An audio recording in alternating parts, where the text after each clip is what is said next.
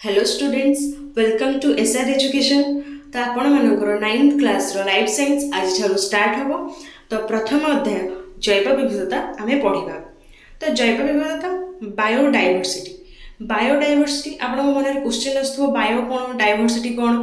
तो बायो होची जीव मानकर जीवन बा ह्यूमन लाइफ सहित जड़ित जीव कनेक्टेड जोड़ा करे ताको आमे बायो कहबा। एवं डायवर्सिटी होची विभिन्नता माने कोन। उदाहरण स्वरूप आमे भारत को भारत रे विभिन्न भाषा भाषार लोक अछंती, जेमिति ओडिसा रे ओडिया, वेस्ट बेंगल रे बेंगली, सबु स्टेट रे अलग अलग थाए मध्य भारत रे विभिन्नता थाए मध्य एकता अछि। तो सेमिति डायवर्सिटी माने विभिन्नता, जैव विविधता। तो जैव विविधता कहले आमे कोन बुझिबा कॉन्सेप्ट। जैव विविधता कहले आमे बुझिबा जे गोटे जीव अन्य जीव ठारू किपरि भिन्न होइताय, से भिन्न होई मध्य आमे समस्ते गोटे परिवेश रे केमिति बसवास करूछु। चलंतु बही रे देखिबा कोन लेखा अछि। पिलाए तुमे केबे लक्ष्य करछ जे आम परिवेश रे थिबा जीव मानक मध्य रे केते सामंजस्य अथवा विविधता रहिछि। केबे लक्ष्य करछ कि तुमे आमर मांकड़ सहित केते सामंजस्य अछि आ गोटे गाई सहित केते विविधता अछि। तो देखंतु एठारे प्रत्येक जीव से प्राणी हेउ बा उद्भिद गोटे अन्य ठारू अलग। उदाहरण स्वरूप तुम सांगर कथा नेबा। तो तुम सांग तुम ठारू उच्चता रे कम बेसी हेइथिबो, रंग रे कम बेसी हेइथिबो एवं हाथ पापुली आकार सह तुम सांगर हाथ पापुली रो आकार केबे समान होई नथिबो। तो एथुर आमे देखिले जे तुम सांग तुम ठारू भिन्न किंतु समानता मध्य किछि रहिछि। जेपरि कि तुम सांगर दुईटी हाथ अछि, तुमर मध्य दुईटी हाथ अछि, तुम सांगर दुईटी आखि अछि, तुमर मध्य दुईटी आखि अछि। तो समानता किछि अछि एवं विविधता मध्य किछि रहि अछि। विविधता देखिबा। वर्तमान आमे आमको आ आमर सांग को जदि गोटे मांकड़ सहित तुलना करबा, कहा सहित मांकड़ सहित तुलना करबा, ताहले मनीष और मांकड़ मध्य रे गठनर किछि सामंजस्य किछि पार्थक्य रहिथिबा जानि परिबा। आमे मांकड़ मानकर जैव विवर्तन होई मनुष्य सृष्टि होइछि। तो मांकड़ मानकर गुण सहित आमर किछि गुण सामंजस्य रहि अछि और किछि पार्थक्य मध्य रहि अछि। तमे जानिथिबो मांकड़ मानकर लांज आमर सेटा क्रमे जैव विवर्तन होई से लांजटी आमर कटि जाइछि, किंतु मांकड़ मानक ठारे सेटा एबे मध्य रहि अछि। तेबे आमे और आम सांग भितर रहिथिबा सामंजस्य अर्थात मनुष्य मध्य थिबा समानता मनुष्य और मांकड़ मध्य थिबा सामंजस्य तुलना अधिक। गोटे मनुष्य आ गोटे मनुष्य मध्य जेतिकी समानता रही अछि, मनुष्य और मांकड़ मध्य थिबा समानता तुलना रे अधिक। सेहीपरि जदि गोटे गाई को एही तुलना प्रक्रिया रे जोड़ी देबा, तेबे देखा जिवो जे मनीष मांकड़ भितरे थिबा सामंजस्य गाई तुलना रे बेस अधिक।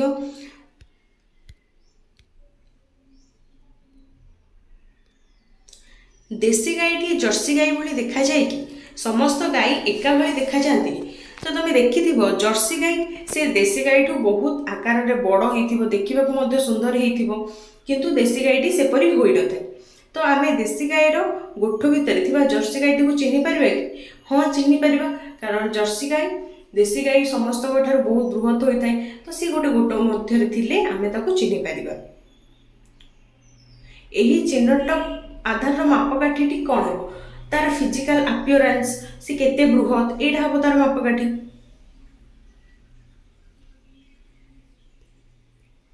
केतक विशेष लक्षण द्वारा कौन द्वारा विशेष लक्षण द्वारा ही आमे देसी और जर्सी गाई एक गोष्ठीभुक्त करिपार अथवा सेमानंकु अलगा बोली विवेचन करिथाउ। पृथ्वी पृष्ठरे थिबा असंख्य जीव मानंकु अनुध्यान कले जणा जाय जे एक बैक्टेरिया आकार अति छोट।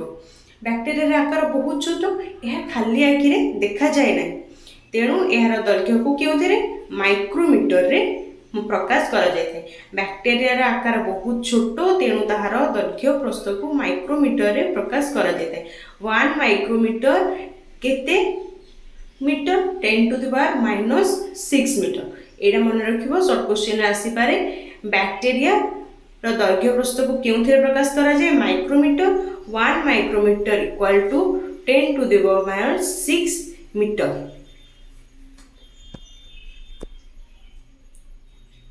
କିନ୍ତୁ ତିମି ଓ ରେଡଉଡ୍ ଦୁଇଟି ବୃହତ୍କାୟ। ଗୋଟେ ରେଡଉଡ୍ ହେଉଛି ଗଛ ବୃହତ୍କାୟ ଏବଂ ତିମି ଜୀବମାନଙ୍କର ମଧ୍ୟରେ ବୃହତ୍କାୟ।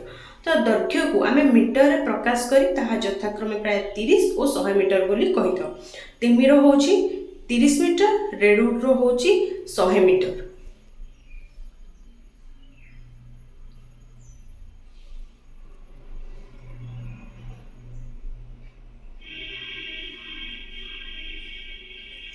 ଜୀବମାନଙ୍କର ଜୀବନକାଳ ମଧ୍ୟରେ ବିଶେଷ ଅସମାନତା ରହିଥାଏ, ଯେପରିକି ଶାଗୁଆନ ବା ଟିକ୍ ଗଛ, ସେଟା ତ ଦେଖିଲେ ଆପିୟରାନ୍ସ କେତେ ଦୈର୍ଘ୍ୟ କାହାର କେତେ ରହୁଛି, ଏଇଟା ଆମେ ଦେଖିବା ଜୀବମାନଙ୍କର ଜୀବନକାଳ ଲାଇଫ୍ ସ୍ପାନ୍ କାହାର କେତେ ରହିଅଛି। ଯେପରିକି ଶାଗୁଆନ ବା ଟିକ୍ ଗଛ ପ୍ରାୟ 100ରୁ 150 ବର୍ଷ ବଞ୍ଚି ରହୁଥିବା ବେଳେ କୋଲକାତା ବଟାନିକାଲ ଗାର୍ଡେନରେ ଥିବା ବଟବୃକ୍ଷ ପ୍ରାୟ 200 ବର୍ଷରୁ ଅଧିକ ସମୟ ବଞ୍ଚି ରହିଥିବାର ପ୍ରମାଣ ରହିଅଛି। ଶାଗୁଆନ ବା ଟିକ୍ ଗଛ କେତେ ବର୍ଷ? 100ରୁ 150 ବର୍ଷ। କୋଲକାତାରେ ଥିବା ବଟାନିକାଲ ଗାର୍ଡେନରେ ବଟବୃକ୍ଷ ପ୍ରାୟ 200 ବର୍ଷରୁ ଅଧିକ ସମୟ ବଞ୍ଚି ରହିଥିବାର ପ୍ରମାଣ ରହିଅଛି। ତ ଏଇଠୁ ଆମେ ଜାଣିଲେ ଯେ ଲାଇଫ୍ ସ୍ପାନ୍ ମଧ୍ୟରେ ମଧ୍ୟ ବିଭିନ୍ନ ଜୀବମାନଙ୍କର ବିଭିନ୍ନ କାଳ ରହିଅଛି। ସେହିପରି ପ୍ରାଣୀମାନଙ୍କ କ୍ଷେତ୍ରରେ ମଶା ଭଳି କେତେକ ପତଙ୍ଗର ଆୟୁଷ ମାତ୍ର ଅଳ୍ପ କିଛି ଦିନ ହୋଇଥିବା ବେଳେ କେତେକ କଇଁଛ ପ୍ରାୟ 200 ବର୍ଷ ପର୍ଯ୍ୟନ୍ତ ବଞ୍ଚି ରହିଛନ୍ତି। ତମେ ଦେଖିଥିବ ତମର ମଶା ଯେଉଁ ସେ ବହୁତ କିଛି ଦିନ ସେ ଆସିବ, ତମେ ଯଦି ତାକୁ ହାତରେ ମାରିଦେବ ସେ ମରିଯିବ କିଛି ଦିନ, କିନ୍ତୁ ଗୋଟେ କଇଁଛ ସେ ପ୍ରାୟ 200 ବର୍ଷ ପର୍ଯ୍ୟନ୍ତ ପାଣି ଭିତରେ ବଞ୍ଚି ରହିଥାଏ। ଜୀବମାନଙ୍କର ଜୀବନକାଳ ବା ଲାଇଫ୍ ସ୍ପାନ୍ ତାରତମ୍ୟ ଥିଲାବେଳେ ସେମାନଙ୍କର ରଙ୍ଗର ବିଭିନ୍ନତା ମଧ୍ୟ ଅନନ୍ୟ। ଏଇଟା ଦେଖିଲେ ଫାଷ୍ଟ ଆମେ ଦେଖିଲେ ଦୈର୍ଘ୍ୟ କାହାର କେତେ ଦୈର୍ଘ୍ୟରେ ତାରତମ୍ୟ ରହିଛି, ଏବେ ଲାଇଫ୍ ସ୍ପାନ୍ରେ ଦେଖିଲେ ତାରତମ୍ୟ ରହିଛି। ଏବେ ଆସିବ ଦେଖିବା ରଙ୍ଗର ବିଭିନ୍ନତା। ଯେପରିକି ଶୁଆର ରଙ୍ଗ କ'ଣ? ସବୁଜ ହେଲା ବେଳେ ମୟୂର ପୁଚ୍ଛର ରଙ୍ଗ ବେଶ୍ ଆକର୍ଷଣୀୟ ହୋଇଥାଏ। ବାଘର ଶରୀର ଥିବା ପଟା ପଟା ଦାଗର ଅନ୍ୟ ପଟାନ୍ତର ନଥାଏ। ପୁଣି କେଉଁ ଫୁଲ ଗଛର ଫୁଲର ରଙ୍ଗ ଲାଲ ତ କାହାର ହଳଦିଆ ଅଥବା ଧଳା କିମ୍ବା ବାଇଗଣୀ ବେରଙ୍ଗର ପ୍ରଜାତିଙ୍କ ସହିତ ଫୁଲ ବଗିଚାଟି ମଧ୍ୟ ବେଳେ ବେଳେ ଏକ ଇନ୍ଦ୍ରଧନୁର ବିସ୍ମୟ ସୃଷ୍ଟି କରେ। ତ ଆମେ ଦେଖିଲେ ରଙ୍ଗର ବିଭିନ୍ନତା। ଶୁଆର ରଙ୍ଗ ସବୁଜ ଏବଂ ମୟୂର ପୁଚ୍ଛର ରଙ୍ଗ ବେଶ୍ ଆକର୍ଷଣୀୟ ହୋଇଥାଏ। ସେମିତି ଗୋଟିଏ ବଗିଚାରେ ବିଭିନ୍ନ ରଙ୍ଗର ଫୁଲ ଦେଖାଯାଏ। ଟଗରର ଧଳା ହୋଇଥିବା ବେଳେ ଗୋଲାପର ଲାଲ ଏବଂ କନିଅର ଗଛର ଫୁଲ ହଳଦିଆ। ତ ସିଏ ଗୋଟେ ଇନ୍ଦ୍ରଧନୁର ବିସ୍ମୟ ସୃଷ୍ଟି କରିଥାଏ। ପ୍ରାକୃତିକ ପରିବେଶରେ ଏହି ବିଭିନ୍ନତା ସୁସ୍ପଷ୍ଟ। ଦେଖିଲେ ଆମେ ଯେହେତୁ ଗୋଟେ ପ୍ରାକୃତିକ ପରିବେଶରେ ରହୁଛେ, ତ ଆମର ଲାଇଫ୍ ସ୍ପାନ୍ ଜୀବନକାଳ ଏବଂ ଦୈର୍ଘ୍ୟ କାହାର କେତେ ଦୈର୍ଘ୍ୟ, ଯେମିତି ତିମିର 30 ମିଟର ଏବଂ ରେଡଉଡ୍ ଗଛର 100 ମିଟର ଏବଂ ରଙ୍ଗରେ ତାର ବିଭିନ୍ନତା। ଶୁଆର ରଙ୍ଗ ସବୁଜ ଏବଂ ଗୋଟେ ଫୁଲ ବଗିଚାରେ ବିଭିନ୍ନ ବିଭିନ୍ନ ରଙ୍ଗର ଫୁଲ ଗୋଟେ ଇନ୍ଦ୍ରଧନୁର ବିସ୍ମୟ ସୃଷ୍ଟି କରେ। ତ ପ୍ରାକୃତିକ ପରିବେଶରେ ଏହି ବିଭିନ୍ନତା ସୁସ୍ପଷ୍ଟ। ଅତଏବ ଯେକୌଣସି ପ୍ରାକୃତିକ, ଏଇଟା ଇମ୍ପୋର୍ଟାଣ୍ଟ, ଏଇଠି ଧ୍ୟାନ ଦିଅ, ଯେକୌଣସି ପ୍ରାକୃତିକ ପରିବେଶରେ ପ୍ରକୃତିର ଅନନ୍ୟ ବିଭିନ୍ନତାକୁ ନେଇ ବିଭିନ୍ନ ପ୍ରକାର ଜୀବମାନଙ୍କର ଏକତ୍ର ସହବାସ୍ଥାନକୁ ଜୀବ ବୈବିଧତା ବାୟୋଡାଇଭର୍ସିଟି ବା ଜୈବ ବିବିଧତା ବା ଜୀବଜଗତର ବିବିଧତା diversity in living world biological diversity କୁହାଯାଏ। ତ ଦେଖିଲେ ଏଇଟା ସବୁ ସମସ୍ତଙ୍କର ମଧ୍ୟ ଭିନ୍ନତା ଥାଇ ମଧ୍ୟ ସମସ୍ତେ ଯଦି ଗୋଟେ ଜାଗାରେ ସହବସ୍ଥାନ କଲେ ତାହାକୁ କୁହାଯାଏ ଜୈବ ବିବିଧତା। ତ ଏକ୍ଜାମରେ ଏଇ ପର୍ଟିକୁଲାର ଏଇତକ ହିଁ ଆମେ ଲେଖିବା। ଯେକୌଣସି ପ୍ରାକୃତିକ ପରିବେଶରେ ପ୍ରକୃତିର ଅନନ୍ୟ ବିଭିନ୍ନତାକୁ ନେଇ ବିଭିନ୍ନ ପ୍ରକାର ଜୀବମାନଙ୍କର ଏକତ୍ର ସହାବସ୍ଥାନକୁ ଜୀବ ବିବିଧତା କୁହାଯାଏ। ବୁଝିପାରିଲେ? ଯେକୌଣସି ପ୍ରାକୃତିକ ପରିବେଶରେ ଆମର ଏଇସବୁ ଆମେ ପ୍ରାକୃତିକ ପରିବେଶରେ ରହୁଛେ, ପ୍ରକୃତିର ଅନନ୍ୟ ବିଭିନ୍ନତାକୁ ନେଇ। ଅନନ୍ୟ ବିଭିନ୍ନତା କହିଲେ କ'ଣ ଜାଣିପାରିଲ? ଲାଇଫ୍ ସ୍ପାନ୍, କଲର, କାହାର ଦୈର୍ଘ୍ୟ କେତେ, ଏମିତି ଅନନ୍ୟ ବିଭିନ୍ନତା ରହିଅଛି। ଅନନ୍ୟ ବିଭିନ୍ନତା ଥାଇ ମଧ୍ୟ ବିଭିନ୍ନ ପ୍ରକାର ଜୀବମାନଙ୍କର ଏକତ୍ର ସହବାସ୍ଥାନକୁ ଜୈବ ବିବିଧତା କୁହାଯାଏ। ତୁମେ ଆଶା କରୁଛ ବୁଝିପାରିଥିବ। ଏଇ ପଏଣ୍ଟଟି ବୁକ୍ରେ ନୋଟ୍ କରିବ ଏବଂ ଯେ ଖାତାରେ ଲେଖୁଛ ସେଇଟାକୁ ମଧ୍ୟ ଏଟାକୁ ନୋଟ୍ କରିବ।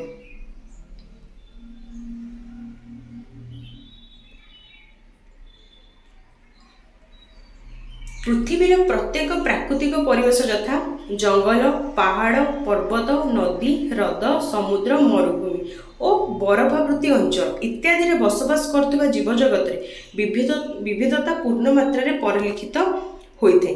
ତ ଦେଖିଲେ ପ୍ରାକୃତିକ ପରିବେଶ ଯଥା ଜଙ୍ଗଲ ହେଇପାରେ, ପାହାଡ଼ ହେଇପାରେ, ପର୍ବତ ହେଇପାରେ, ନଦୀ, ହ୍ରଦ, ସମୁଦ୍ର, ମରୁଭୂମି ଏବଂ ବରଫାବୃତ ଅଞ୍ଚଳ ଇତ୍ୟାଦିରେ ବସବାସ କରୁଥିବା ଜୀବଜଗତର ବିବିଧତା ପୂର୍ଣ୍ଣ ମାତ୍ରାରେ ପରିଲକ୍ଷିତ ହୋଇଥାଏ। ପରିବେଶର ପାର୍ଥକ୍ୟ ହେତୁ ଗୋଟିଏ ପ୍ରାକୃତିକ ପରିବେଶରେ ଦେଖାଯାଉଥିବା ଜୀବଗୋଷ୍ଠୀର ବିଭିନ୍ନତା ଅନ୍ୟ ପ୍ରାକୃତିକ ପରିବେଶର ଜୀବଗୋଷ୍ଠୀଠାରୁ ଭିନ୍ନ ହୋଇଥାଏ।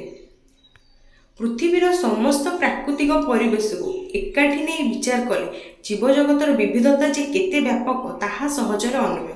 କ'ଣ କହିଲା? ପୃଥିବୀର ସମସ୍ତ ପ୍ରାକୃତିକ ପରିବେଶ, ସମସ୍ତ ପ୍ରାକୃତିକ ମାନେ ମରୁଭୂମି ନେବା, ବରଫାବୃତ୍ତି ଅଞ୍ଚଳ ନେବା, ପାହାଡ଼ ନେବା, ହ୍ରଦ ନେବା, ତ ସମସ୍ତ ପ୍ରାକୃତିକ ପରିବେଶକୁ ଏକାଠି ନେଇ ବିଚାର କଲେ ଜୀବଜଗତର ବିବିଧତା ଯେ କେତେ ବ୍ୟାପକ ତାହା ସହଜରେ ଅନୁମେୟ। କାରଣ ବରଫାବୃତ୍ତି ଅଞ୍ଚଳରେ ଆମକୁ ଯେଉଁ ପ୍ରାଣୀ ମିଳିବେ ମରୁଭୂମିରେ ସେହି ପ୍ରାଣୀ ମିଳିବେନି, ବା ବରଫାବୃତ୍ତି ଅଞ୍ଚଳରେ ଯେଉଁ ପ୍ରାଣୀ ମିଳିବେ ତାଙ୍କର ଯାହା ଗୁଣ ଥିବ, ସାମଞ୍ଜସ୍ୟ ଥିବ, ତାହା ମରୁଭୂମିର ପ୍ରାଣୀମାନଙ୍କ ଠାରୁ ଢେର ଅଲଗା ହେଇଥିବ। ତ ପୃଥିବୀ ପୃଷ୍ଠରେ ଆଜି ଯେଉଁ ଜୈବ ବିଭିନ୍ନତା ବା ଜୀବଜଗତରେ ବିବିଧତା ଦେଖାଯାଇଛି ତାହା ପ୍ରକୃତିର କୋଟି କୋଟି ବର୍ଷର ଜୈବ ବିବର୍ତ୍ତନ, ଅର୍ଗାନିକ୍ ଇଭଲ୍ୟୁସନର ପରିଣତ। ଏହି ସମୟରେ ପୃଥିବୀ ପୃଷ୍ଠରେ କେବଳ ଯେ ଅନେକ ନୂତନ ଜାତିର ଜୀବ ଦେଖା ଦେଇଛନ୍ତି ତାହା ନୁହେଁ, ବରଂ ଅନେକ ଜାତିର ଜୀବ ମଧ୍ୟ ବିଲୁପ୍ତ ହୋଇଯାଇଛନ୍ତି। ତ ପୃଥିବୀ ପୃଷ୍ଠରେ ଏହି ସମୟରେ ଯେତିକି ନୂଆ ଜୀବ ସୃଷ୍ଟି ହୋଇଛନ୍ତି ସେତିକି ମଧ୍ୟ ବିଲୁପ୍ତ ହୋଇଯାଇଛନ୍ତି। ତ ତୁମେ ଜାଣିଥିବ ଡାଇନୋସର ଏକ ବିଲୁପ୍ତ ପ୍ରଜାତି, ବିଲୁପ୍ତ ହୋଇଯାଇଛି। ଆମର କ୍ରମବର୍ଦ୍ଧିଷ୍ଣୁ ଜନସଂଖ୍ୟା ସହିତ ପରିବେଶର ଅବକ୍ଷୟ ଜୀବ ବିଲୁପ୍ତିର ମୂଳ କାରଣ ହୋଇଥିବା ମନେ ହୁଏ। ତ ଆମର ବୃଦ୍ଧି ହେଲେ ଜୀବମାନଙ୍କର କେମିତି ହୋଇଥାଏ? ତ ଦେଖନ୍ତୁ, ଯଦି ଆମେ ମନୁଷ୍ୟମାନେ ଧୀରେ ଧୀରେ ଅଧିକରୁ ଅଧିକ ବଢ଼ି ଚାଲିଲେଣି, ତ ଆମର ଖାଇବା ରହିବା ପାଇଁ ଆମେ କ'ଣ କରୁଛେ? ଜଙ୍ଗଲ ଉପରେ ଡିପେଣ୍ଡ କରୁଛେ, ଜଙ୍ଗଲକୁ କାଟୁଛେ। ତ ଜଙ୍ଗଲରେ ଥିବା ଯେଉଁ ଜୀବଜନ୍ତୁମାନେ ସେମାନେ ତ ପ୍ରଭାବିତ ହେବେ ନା। ତ ଏଇଠି ପରିବେଶର ଅବକ୍ଷୟ ଓ ଜୀବ ବିଲୁପ୍ତିର ମୂଳ କାରଣ ମନେ ହୁଏ।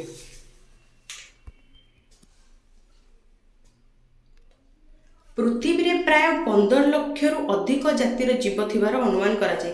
ସର୍ଟ କ୍ୱେଶ୍ଚିନ୍ ଆସିବ, କେତେ ଲକ୍ଷ? 15 ଲକ୍ଷରୁ ଅଧିକ ଜାତିର ଜୀବ ଥିବାର ଅନୁମାନ କରାଯାଏ, କିନ୍ତୁ ସେମାନଙ୍କ ମଧ୍ୟରୁ ଅନେକକୁ ଚିହ୍ନଟ କରାଯାଇପାରେ ନାହିଁ। 15 ଲକ୍ଷରୁ ଅଧିକ ଥାଏ ମଧ୍ୟ ଆମେ କିଛିକୁ ଚିହ୍ନଟ କରିପାରିଛେ, ଆଉ କିଛିକୁ ଚିହ୍ନଟ କରିପାରି ନାହିଁ। ଜୀବମାନଙ୍କ ସମ୍ବନ୍ଧରେ ଅଧିକ ତଥ୍ୟ ଜାଣିବାକୁ ହେଲେ ସେମାନଙ୍କ ମଧ୍ୟରେ ଥିବା ସାମଞ୍ଜସ୍ୟ ଓ ପାର୍ଥକ୍ୟକୁ ବିଚାର କରି ଶ୍ରେଣୀ ବିଭାଗ କରାଯାଏ। ବୈଜ୍ଞାନିକ ଭାଷାରେ ଏହି ପଦ୍ଧତିକୁ କ'ଣ କୁହାଯାଏ? ଟାକ୍ସୋନୋମି ବା ସିଷ୍ଟେମାଟିକ୍ସ କୁହାଯାଏ। କାହାକୁ କୁହାଯାଏ ଟାକ୍ସୋନୋମି? ଜୀବମାନଙ୍କ ସମ୍ବନ୍ଧରେ ଅଧିକ ତଥ୍ୟ ଜାଣିବାକୁ ହେଲେ ସେମାନଙ୍କ ମଧ୍ୟରେ ଥିବା କ'ଣ? ସାମଞ୍ଜସ୍ୟ ଓ ପାର୍ଥକ୍ୟକୁ ବିଚାର କରି ଶ୍ରେଣୀ ବିଭାଗ କରାଯାଏ। ବୈଜ୍ଞାନିକ ଭାଷାରେ ଏହି ପଦ୍ଧତିକୁ ଟାକ୍ସୋନୋମି ବା ସିଷ୍ଟେମାଟିକ୍ କୁହାଯାଏ।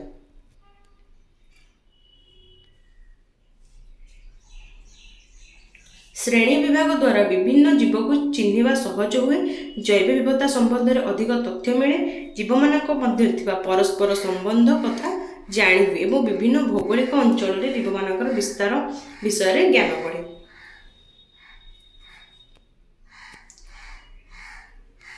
ଏହା ବ୍ୟତୀତ ପରିବେଶ ବିଜ୍ଞାନୀ, ଇକୋଲୋଜି, କୃଷି ବିଜ୍ଞାନୀ, ଏଗ୍ରିକଲଚର ସାଇନ୍ସ, ଜନସ୍ୱାସ୍ଥ୍ୟ, ପବ୍ଲିକ ହେଲ୍ଥ ସମ୍ବନ୍ଧୀୟ ଅଧ୍ୟୟନ, ଗବେଷଣା, ପରିଚାଳନା ଓ ପ୍ରୟୋଗ ଇତ୍ୟାଦି ଜୀବମାନଙ୍କର ଚିହ୍ନଟ ତଥା ଶ୍ରେଣୀ ବିଭାଗ ବିନା ସମ୍ଭବ ହୋଇନଥାନ୍ତା।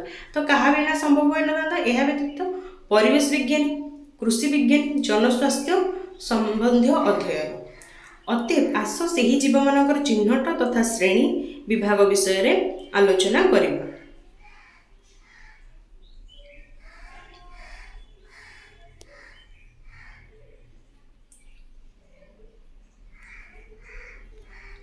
ବୈଜ୍ଞାନିକ ନାମକରଣର ମୌଳିକ ପ୍ରସଙ୍ଗ। ବୈଜ୍ଞାନିକ ନାମକରଣର ମୌଳିକ ପ୍ରସଙ୍ଗ ଦେଖିବା। ସ୍ୱିଡେନର ସ୍ୱନାମଧନ୍ୟ ବୈଜ୍ଞାନିକ କ୍ୟାରୋଲସ୍ ଲିନିୟସ୍। କିଏ? ସ୍ୱିଡେନର ସ୍ୱନାମଧନ୍ୟ ବୈଜ୍ଞାନିକ କ୍ୟାରୋଲସ୍ ଲିନିୟସ୍ ଉଦ୍ଭିଦ ଓ ପ୍ରାଣୀମାନଙ୍କୁ ଆଧୁନିକ ବୈଜ୍ଞାନିକ ନାମକରଣ ଶ୍ରେଣୀ ବିଭାଗ ପଦ୍ଧତିର ଜନକ ବୋଲି କୁହାଯାଏ। କାହାକୁ ବୈଜ୍ଞାନିକ ନାମକରଣ, ଆଧୁନିକ ବୈଜ୍ଞାନିକ ନାମକରଣ ଓ ଶ୍ରେଣୀ ବିଭାଗ ପଦ୍ଧତିର ଜନକ ବୋଲି କୁହାଯାଏ? ସର୍ଟ କ୍ୱେଶ୍ଚିନ୍ ଆସିବ, ଆନ୍ସର ହେବ କ୍ୟାରୋଲସ୍ ଲିନିୟସ୍। ଏଇଟା ବୁକ୍ରେ ଅଣ୍ଡରଲାଇନ୍ କର। ଏହି ପଦ୍ଧତିକୁ ସେ ସିଷ୍ଟେମା ନାଚୁରେ ନାମକ ପୁସ୍ତକରେ ଉପସ୍ଥାପନ କରିଥିଲେ। ସେ ଏହି ପଦ୍ଧତିକୁ କେଉଁଥିରେ ଉପସ୍ଥାପନ କରିଥିଲେ? ସିଷ୍ଟେମା ନାଚୁରେ। ଲିନିୟନ୍ସଙ୍କ ଦ୍ୱାରା ଉପସ୍ଥାପିତ ପ୍ରାୟ ସମସ୍ତ ନିୟମ ଆନ୍ତର୍ଜାତିକ ଜୈବିକ ନାମକରଣର ନିୟମାବଳୀ ଦ୍ୱାରା ଗୃହୀତ ନିୟନ୍ତ୍ରିତ ହୋଇଅଛି। ICBN यार फुल फॉर्म होची कौन? International code of biological nomenclature. एटा को मन रखिबो ICBN international code of biological nomenclature द्वारा गृहीत और नियंत्रित होइअछि। एही श्रेणी विभाग पद्धति अनुसार सबुठारु क्षुद्रतम विभाग को जाति बोली कुहाजे। एही श्रेणी विभाग रे सबुठारु क्षुद्रतम विभाग को कौन कुहाजे? जाति बोली कुहाजे। कौनसी एक जातिर अंतर्भुक्त समस्त जीव सर्वतो भाव एकापरी। तो गोटे जाति रे जेतिकी जीव रहिले से माने एकापरी होइथांती। आग काल रे जीव जगतर श्रेणी विभाग पाई मुख्यतः बाह्य लक्षण कथा विचार करा जाउतला, किंतु आधुनिक श्रेणी विभाग पद्धति रे जीवर बाह्य लक्षण गुड़िक सहित ताहार शारीरिक क्रिया, कोश विज्ञान और भ्रूण तत्व इत्यादि विषय विचार को निया जाइଥାଏ। एक बा एकाधिक जाति को नहीं गोटे प्रजाति गठित होता है। एक बा एकाधिक जाति को नहीं डैश गठित होता है, प्रजाति गठित होता है। एटा इंपोर्टेंट, अंडरलाइन करिवो समस्ते बुक रे। उदाहरण स्वरूप सिंह, बाघ, कलरापतिया बाघ और बिराड़ी, ए समस्त बिराड़ी जातीय प्राणी फेलिस प्रजाति रे अंतर्भुक्त। ए समस्त कोथिरे जाति कोन? बिराड़ी जातीय प्राणी, प्रजाति कोन? फेलिस प्रजाति रे अंतर्भुक्त। तो देखिबा सेमानकर वैज्ञानिक नाम यथाक्रमे सिंहर फेलिस लियो, बाघर फेलिस टाइग्रिस एवं कलरापति बाघ एवं कलरापति बाघर फेलिस पैराडस एवं फेलिस डोमेस्टिका होची बिराड़ी। तो ये समस्ते मन रख, फेलिस लियो सिंहर, फेलिस टाइग्रिस बाघर, फेलिस पैराडस कलरापति बाघर एवं बिराड़ीर फेलिस डोमेस्टिका। ये साइंटिफिक नेम समस्त मन रही दरकार सब। सेहीपरि बरगछ नाम फाइकस बेंगालेनिस होइथिबा बेले अश्वत्थ गछर नाम हेउची फाइकस रिलीजियोसा।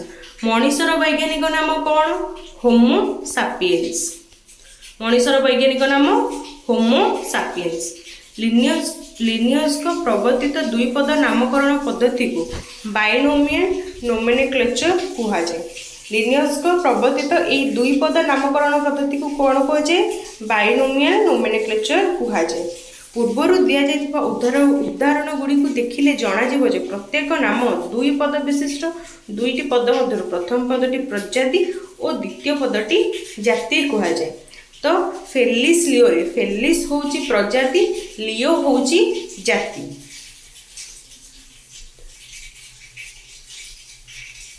प्रजातिर वैज्ञानिक नामटी लाटिन शब्द आनीत, किंतु जातिसूचक नामटी साधारणतः उक्त जातिर वासस्थान अथवा जीवटी विषय प्राथमिक वर्णना होता वैज्ञानिक नाम किंबा जीवर शारीरिक विशेषत्व उपर पर्यवेसित होता है। दुईपद नाम गुड़िक इरांजी अक्षर लिखला बेले प्रजाति और जाति पदर तले पृथक भाव रेखांकन करिया को पड़े। तो देखो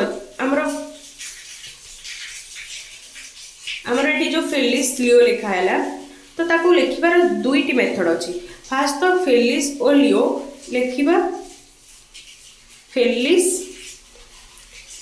लियो तो ता तले अंडरलाइन करके आमे लिखि पारिबा। सेकेंड टी कोन होची आमे एमिति लिखिबा इटालिक साइड टिके ढळै के आमे लिखिबा। तार दुईटी मात्र फास्ट लिखे फेलिस लियो जे इटालिक स्टाइल न लिखिबो से फास्ट मेथड लिखिबो केमिति माने लेटर तले अंडरलाइन करिवो। सेकेंड होची इटालिक स्टाइल ढळै के लिखिबो।